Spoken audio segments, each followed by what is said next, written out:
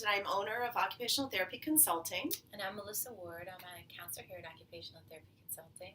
And we're here to talk to you today about using routines versus schedules.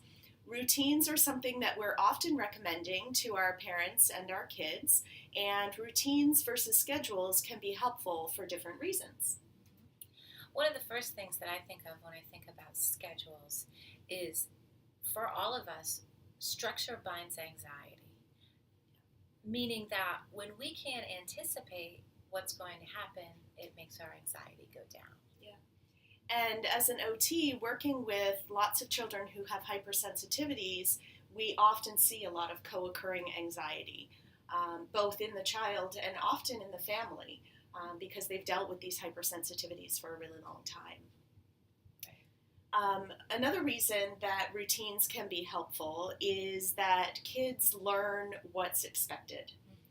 I think routines can become familiar when they're followed with consistency.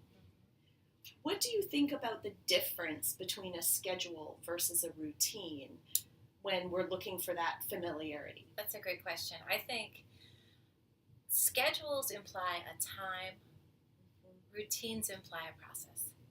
So a lot of us don't just focus on our children's schedule or one child's schedule. We have so many different things we have to focus on, and it's always shifting. Absolutely. So a routine is kind of a process that can be used at any time versus a schedule being more aligned to a certain timeline. Yeah, I think that's a good distinction because there are a lot of unexpected things that come up, and when we're dealing with kids, kids do things that are unexpected, but it doesn't mean we can't follow the same routine. Right. Awesome. Kids with sensory challenges also, we're dealing with the nervous system, and I think repetition of the routine, regardless of the time of day, can help the nervous system relax and calm down. And settle, right. Absolutely. Right. Especially things like bedtime, and if a child wakes up in the morning and they're nervous about school, then settling and feeling settled when they walk out the door is going to be a really helpful thing. A lot of parents talk about bedtime, especially, or getting up in the morning as being one of those difficult times of the day, that transition. There's so much going on. Everyone gets dysregulated. Absolutely. Having limits through these routines can help. Routines naturally set limits and boundaries. Yep.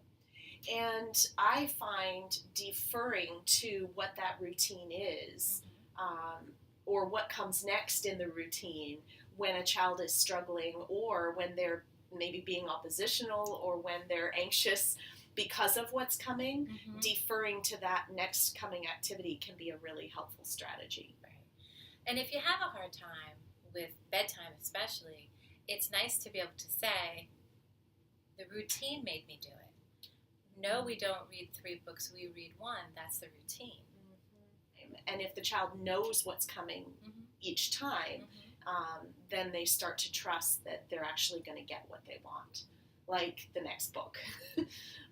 Or go to the park. You can go, or go outside. You can go outside after we do dinner. Awesome. So I think that these 3 strategies of using the routine can help families calm, help families keep calm, and potentially help kids transition from one activity to the next throughout the day. I also think that it respects kind of our more modern culture of being really busy and not being able to adhere to it's 5 o'clock dinner time. So your routines can work with you. And so I encourage parents, and I'll encourage you, to think about the routines that you want.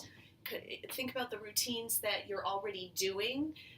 Think about the routines that you don't like and would like to change. Because as parents, you really are, regardless of those cultural outside influences, in charge of significant pieces of your child's day.